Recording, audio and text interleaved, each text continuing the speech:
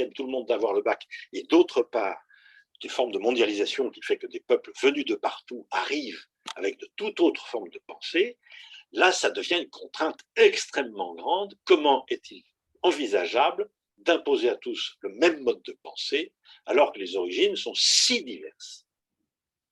Ça, c'est quelque chose qui est évidemment extrêmement fort. Est-ce qu'il y a des questions là-dessus?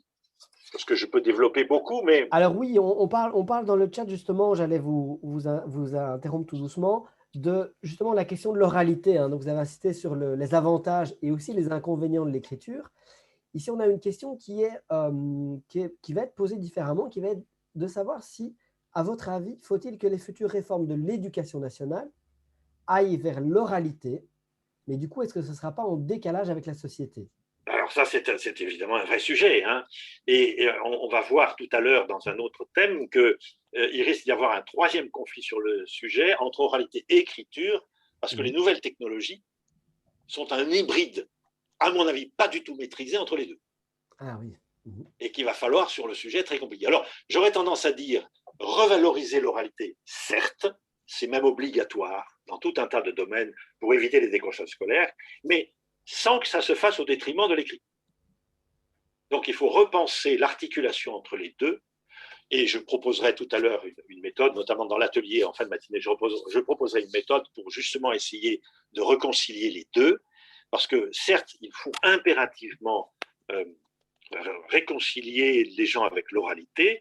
Je dois dire qu'en écoutant certains hommes politiques, je me dis que franchement, leur maîtrise de l'oralité est quand même bien faible, bien en dessous de ce qu'elle devrait être. Je ne citerai pas de nom. Et on a au plus haut niveau de nos États des gens qui ont une maîtrise de l'oralité qui est indiscutablement tout à fait insuffisante. Et donc, ça crée là aussi des troubles parce qu'ils en arrivent à, je donnerai éventuellement des exemples, mais ils en arrivent à modifier la pensée collective. Ah bah super, merci Nazar. Ils en arrivent à modifier la pensée collective à cause d'erreurs longuement pratiquées, des erreurs de syntaxe, pratiquées sur le long terme, qui finissent par modifier les systèmes de pensée. Et là, il y a évidemment des choses tout à fait importantes. Oui, réactiver l'oralité et essayer de le faire d'une façon telle qu'elle n'entre pas en conflit avec l'écriture. Il faut arriver à concilier les deux, je crois, c'est tout à fait important.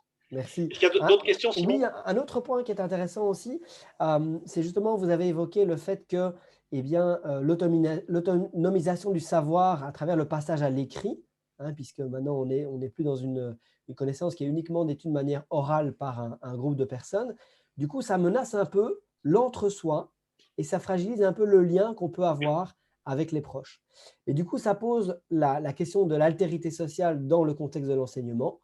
Et est-ce que vous auriez un mot par rapport à ça sur comment justement traiter l'altérité sociale et donc ce départ de la communauté, entre guillemets, à travers l'apprentissage de l'écriture? Comment est-ce qu'on peut traiter l'altérité sociale dans le contexte de l'enseignement? Alors, là, vous me lancez vers l'atelier. Allez, un apéro de l'atelier alors, un teaser. Oui, enfin, il y a des essais, on peut faire que des essais, hein.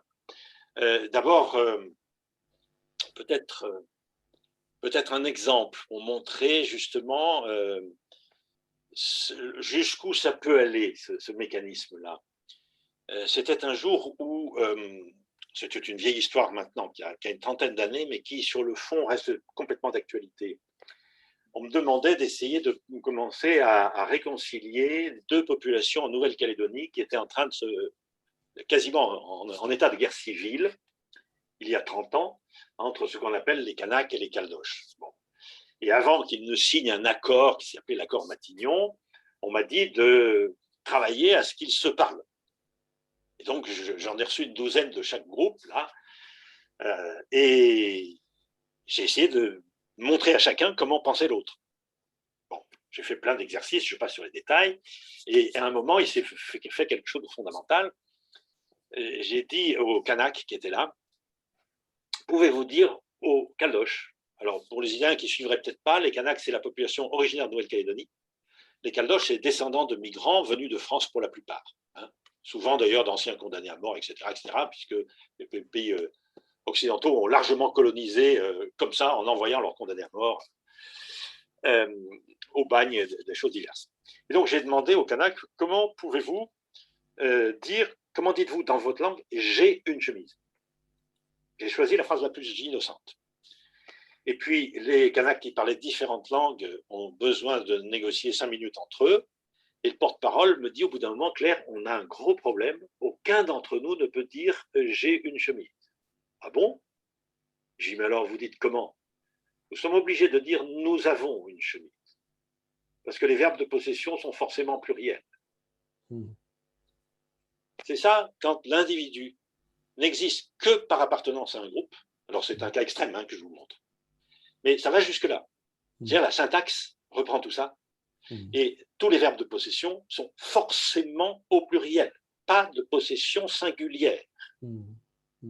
Alors quand vous partez de ce contexte-là et on vous demande d'acquérir l'autonomie par rapport à votre groupe, vous voyez le type de tension que ça peut provoquer dans la tête des enfants.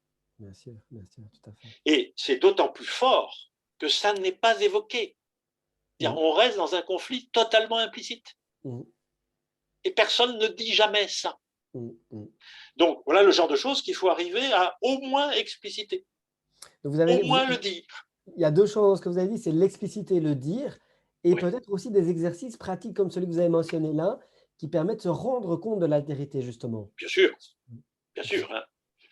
Pour vous donner un exemple, dans le même groupe, ce même jour-là, j'avais distribué un petit jeu de simulation que j'avais inventé pour l'occasion, avec des règles apparemment identiques que je distribuais aux deux groupes, mais il y avait juste une toute petite nuance dans les deux règles du jeu qu'on pouvait très bien ne pas voir. Et j'avais demandé à chacun des deux groupes de fabriquer en similé un village. Bon, et ils avaient du papier, du carton, etc., etc. Et au bout d'une demi-heure de jeu, le groupe des Kanaks avait fabriqué un lotissement urbain et le groupe des Caldoches, habitant tous en ville, avait fabriqué un village kanak. Et la seule différence, c'était des toutes petites nuances dans les règles du jeu qui, d'un côté, imposaient une démarche individuelle et de l'autre, imposaient une démarche collective. Donc, en faisant le jeu comme ça, j'avais mis chacun à la place de l'autre. Ils s'étaient rendu compte qu'à 2 nuances près, ils auraient très bien pu raisonner comme l'autre, sans avoir l'impression de changer eux-mêmes. Simplement, ils s'adaptaient à un contexte très légèrement différent.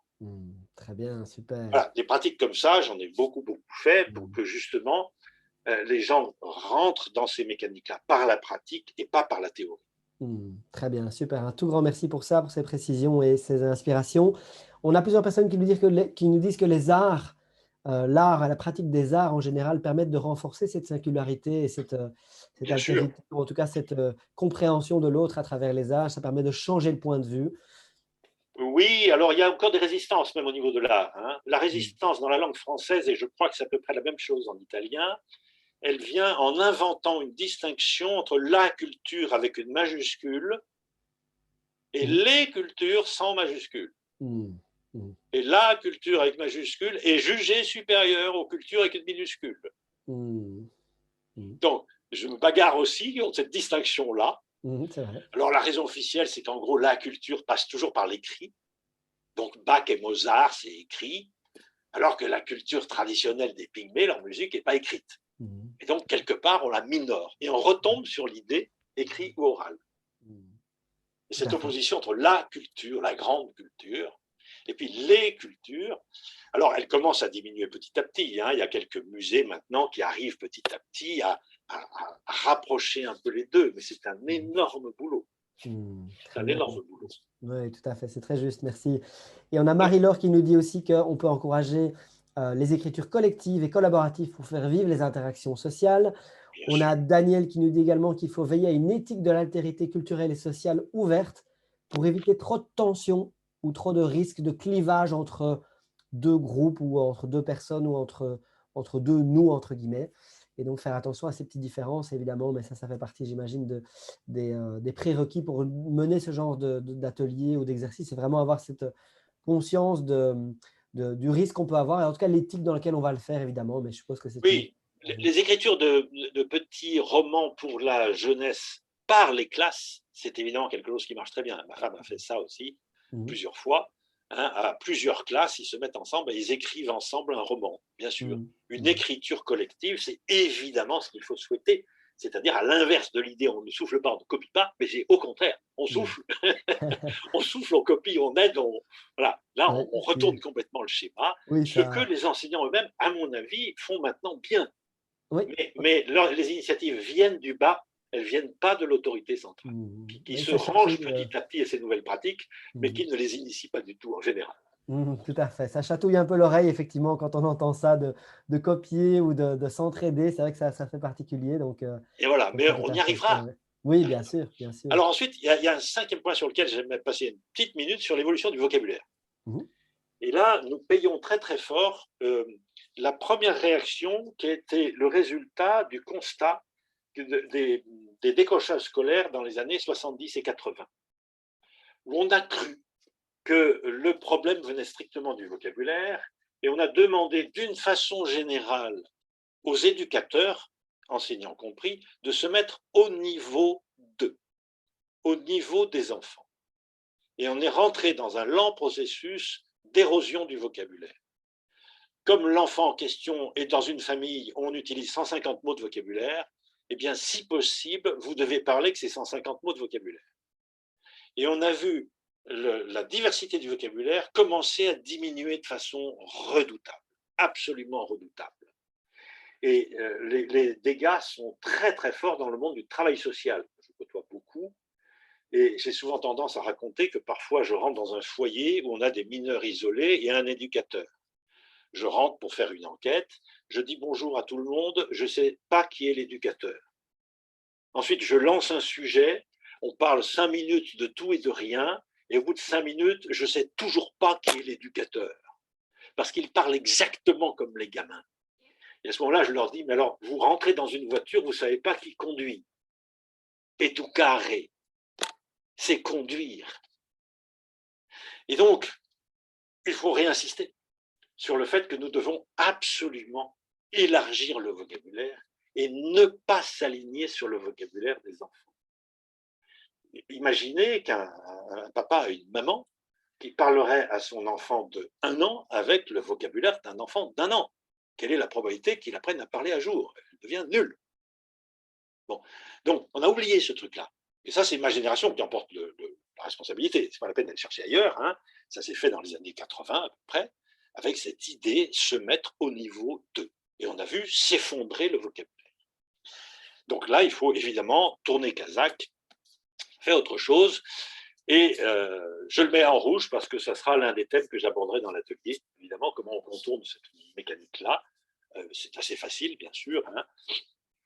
C'est l'un des 2 thèmes que j'aborderai dans les ateliers. La massification de la formation et l'érosion du vocabulaire. Et c'est une érosion qui va partout. C'est-à-dire, si vous regardez dans les journaux, par exemple, on a un effondrement du vocabulaire dans la presse. La presse quotidienne régionale en France a en général un thésaurus de 750 mots. C'est-à-dire que les journalistes doivent écrire tous leurs articles sur tous les thèmes avec ces 750 mots.